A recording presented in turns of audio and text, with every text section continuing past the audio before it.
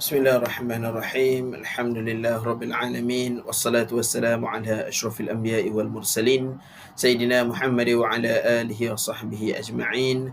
Rabbi shrah li sadri wa yassir li amri wahlul 'uqdatam min lisani yafqahu qawli, amma ba'd. Baik, insya-Allah yang mana kita nak sambungkan berkenaan dengan bab yang kelima dalam asas ekonomi Islam, berkenaan dengan aktiviti ekonomi Islam, yakni penggunaan. Pada minggu yang lalu kita dah menceritakan tentang aktiviti ekonomi Islam yang pertama, iaitu pengeluaran.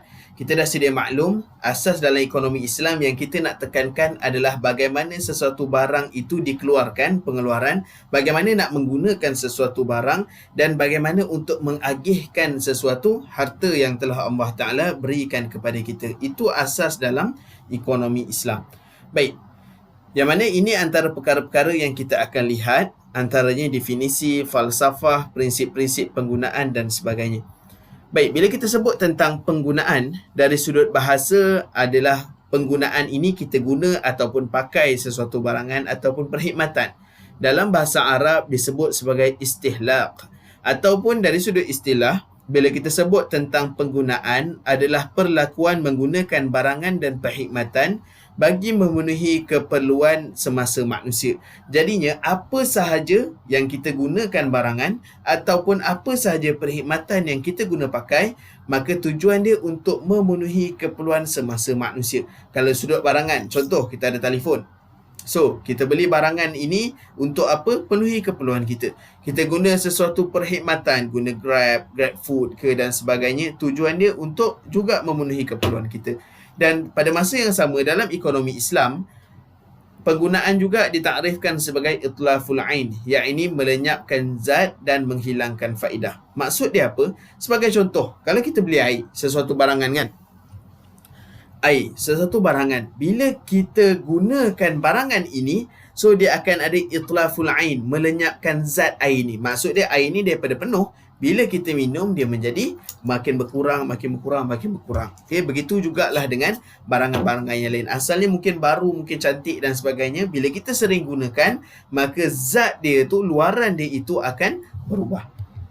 Dan antara falsafah penggunaan, kita ada 4 falsafah penggunaan. Pertama, dari sudut kemaslahatan. Kenapa kita gunakan barang? Sebab kemaslahatan. Yang kedua, pemilikan barangan dan perkhidmatan itu. Yang ketiga, pengabdian. Dan yang keempat, amanah.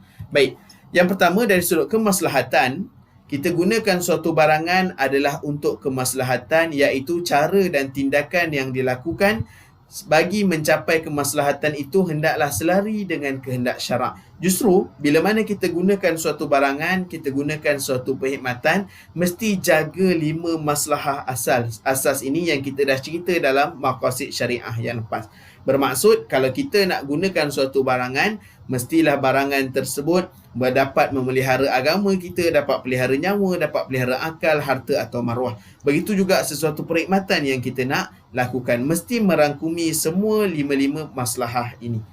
Yang kedua, dalam falsafah penggunaan adalah pemilikan, iaitu pengkhususan seseorang terhadap sesuatu benda yang memungkinkannya bertindak terhadap benda itu sesuai dengan keinginannya selama mana tidak terdapat halangan daripada syarak. Bermaksud, kalau kita nak gunakan suatu barangan, sebagai contoh, kita perlu tahu hak milik dia, pemilikan sesuatu. Kalau contoh Ustaz nak pakai mouse ni, maka Ustaz perlu tahu ini hak milik siapa. Contoh, kalau hak milik Ustaz, maka Ustaz perlu gunakan mouse ini ikut kehendak yang mana telah ditetapkan oleh syarak. Tak boleh guna sesuka hati. Kalau mana pula pemilikan ini adalah hak milik orang lain, maka Islam bagi tahu nak gunakan barang orang lain boleh ataupun tidak. Jawapannya boleh, dengan syarat mesti minta keizinan tuan punya barang. Yang ketiga, pengabdian. Kita sedia maklum, kita hanya manusia, maka kita perlu abdikan diri kita kepada Allah Subhanahu Wa Taala. Macam itulah juga dengan kita gunakan barangan dan perkhidmatan, kita kena faham apa sahaja barangan yang kita beli, apa sahaja perkhidmatan yang kita gunakan, Allah Taala akan soalkan di hari akhirat kelak. Dan yang terakhir dalam falsafah penggunaan adalah amanah. Kita sedia maklum manusia ini adalah pemegang amanah dan mesti menggunakan segala sumber yang ada ini, yang kita dah olahkan menjadi barangan ataupun perkhidmatan ini, gunakanlah dengan sebaik mungkin. Adapun yang kedua, kita nak lihat dalam bab penggunaan ini adalah prinsip-prinsip penggunaan. Yang mana ada 4 prinsip penggunaan yang Ustaz nyatakan dekat sini. Pertama, prinsip kebenaran, prinsip kebersihan. Yang ketiga, prinsip kesederhanaan. Dan yang keempat, prinsip kerohanian. Baik, yang pertama, prinsip kebenaran ataupun hak. Yang mana kita hendaklah menggunakan barangan yang mendapat keizinan Allah dan keizinan owner dia, pemilik dia, dari segi ain ataupun zatnya, ataupun dapat kebenaran dari sudut cara guna, ataupun dapatkan kebenaran dari sudut tujuan penggunaan. Maksud dia macam ni, kita lihat dari sudut penggunaan itu mesti dapat keizinan Allah Ta'ala. Kita tak boleh guna sebarang barang ataupun perkhidmatan yang Allah Ta'ala tak izinkan. Dari sudut ain dia, zat dia pun memang Allah Ta'ala tak izinkan. Barangan-barangan daripada arak, boleh tak kita gunakan? Dah tentu tak boleh. Ataupun perkhidmatan, pelacuran, dah memang zatnya pun Allah Ta'ala dah kata tak boleh. Ataupun cara, ada barangan itu mungkin Allah Ta'ala izinkan, tapi cara kita guna pula tak betul. Sebagai contoh, roti. Roti benda tu Allah Ta'ala kata halal, tak ada masalah. Kita boleh makan roti gardenia ke apa semua. Tapi cara guna pula tak betul. Guna apa roti tu? Buat salad bawah korang buang air besar, air tak ada, guna roti, pergi butterscotch ke apa kan. So automatic benda tu caranya tak betul. Dan juga tujuan penggunaan, kalaulah beli tukul besi untuk apa, ketuk paku apa semua, dia tak jadi masalah. Macam tu juga dengan pisau. Tapi kalau guna dia, tujuan dia untuk membunuh seseorang, maka itu dah melanggar prinsip-prinsip penggunaan. Begitu juga dari sudut kebersihan dan kesucian. Kita kena faham, bersih dan suci ini dua benda yang berbeza. Benda yang bersih tak semestinya suci. Benda yang suci tak semestinya bersih. Contohlah dari sudut barangan. Khinzir lah contoh. Kan? Ambil khinzir, beli daging khinzir, basuhlah dengan 7 air kolah masjid sekalipun, kau pakai kelorok ke apa semua ke, benda tu bersih. Tapi suci tak? Tetap tidak suci. So boleh guna tak? Tetap tak boleh guna. Dan macam itulah juga dengan benda yang suci tak semestinya bersih. Contohlah, benda tu memang suci. Ayam, beli ayam dah sembelih apa semua, korang beli dah daripada kedai tu, daripada pasar tu, balik rumah, ayam daripada plastik tu, kau terus buka plastik tu, masukkan tu dalam kuali.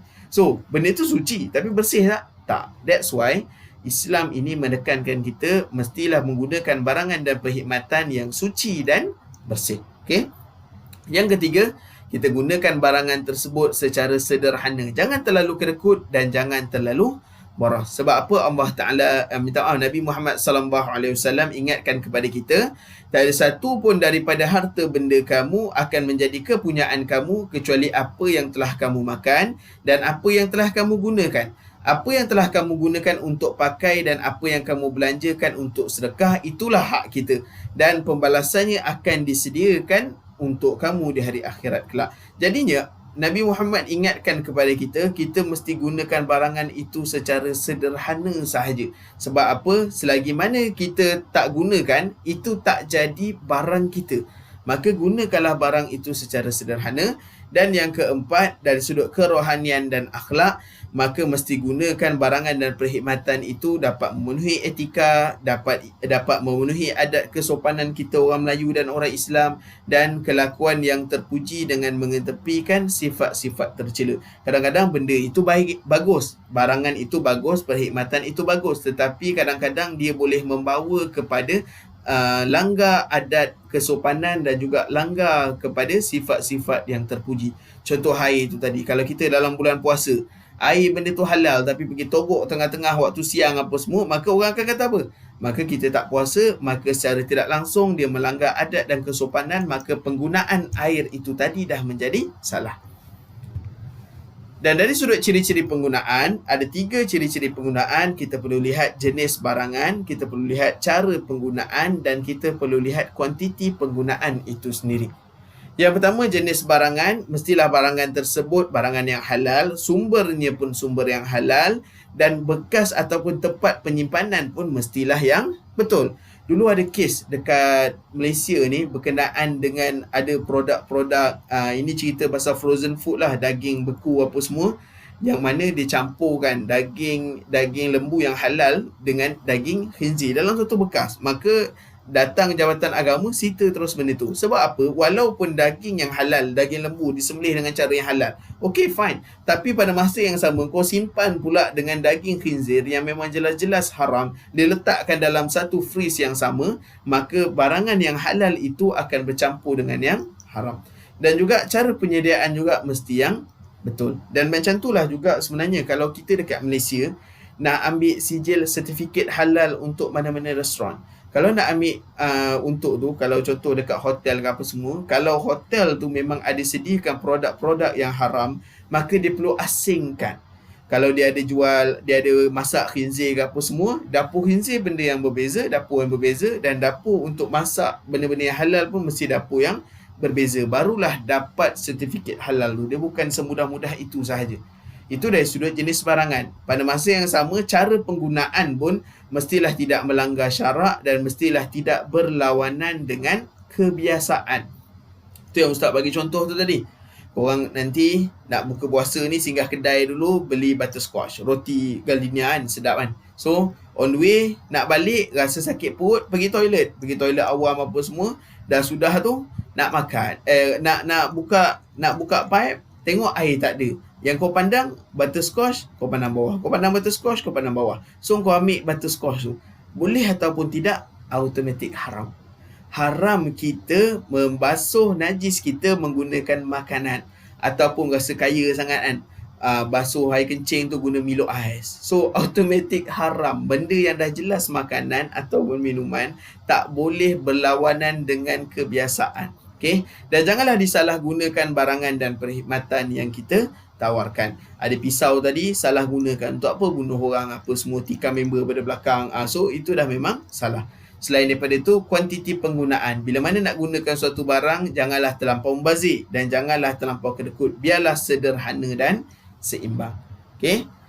Dan dari sudut kepentingan penggunaan, kenapa kita perlu faham tentang penggunaan ini? Pertama sekali, mana-mana barangan dan perkhidmatan hendaklah bertepatan dengan kehendak Allah Subhanahu Wa Taala. Apa sahaja barangan, kita dah cerita tadi, biarlah barangan tersebut Allah Taala benarkan dari sudut zat dia, dari sudut penggunaan dia pun Allah Taala benarkan. Yang kedua, penggunaan itu mestilah dengan cara sederhana. Yang ketiga, mesti mematuhi etika penggunaan. Yang keempat, kita faham matlamat penggunaan dan juga hendaklah digunakan secara sistematik. Okay? Dan pilihan-pilihan keutamaan penggunaan. Kita ada duit nak beli suatu barangan, maka ataupun nak gunakan suatu perkhidmatan, dia perlu ikut hierarki. Paling penting ada duit, ni kerajaan bagi duit kan, untuk pelajar-pelajar IPT dapat 200, jadi daripada tak dapat langsung. So ada duit tu, dahulukan duit tersebut untuk barangan keperluan hidup. Apa maksud barangan keperluan hidup? Makanan asasi, pakaian asasi, barangan-barangan tempat tinggal. Itu penting. Maksud dia korang ada duit tu, perlu bayar duit kolej tak bayar lagi contoh. Maka kolej, tempat tinggal, itu adalah keperluan hidup. Gunakan duit itu untuk keperluan hidup dahulu. Kemudian upgrade kepada keperluan asas. Yang mana keperluan asas ni, yang kita dah cerita sebelum ni, kalau keperluan hidup tu daruriyah, keperluan asas itu adalah hajiah. Kalau tak ada, kita tak mati tapi jadi susah sedikit. Maka upgrade sikit lah. Kalau tadi dah ada pakaian keperluan hidup, pakaian yang mewah sikit, yang berkualiti sikit, itu keperluan asas. Yang ketiga, barangan keperluan kecekapan. Maka kalau ada duit lebih sikit, barulah boleh guna untuk mempercepatkan kita, barulah nak beli motor ke apa semua. Itu yang ketiga, keperluan kecekapan. Yang keempat, barangan keselesaan yang boleh kita jadi lebih selesa. Okay. Yang kelima, barangan-barangan mewah. Dan yang perlu kita hindari adalah barangan-barangan yang berbahaya dan merosakkan. Maka ada duit BPN 200 kerajaan bagi tu, kau jangan terus beli mercun sampai ajar kau. So belilah barangan-barangan ikut hierarki ni. Okay. Dan juga pembentukan ini tak apa, tak ada masalah. Itu sahaja yang dapat Ustaz sampaikan dari sudut bab yang kelima, penggunaan. Nanti kalau ada apa-apa, insya-Allah kita akan discuss dekat dalam kelas. Wallahu a'lam. Assalamualaikum warahmatullahi taala wabarakatuh.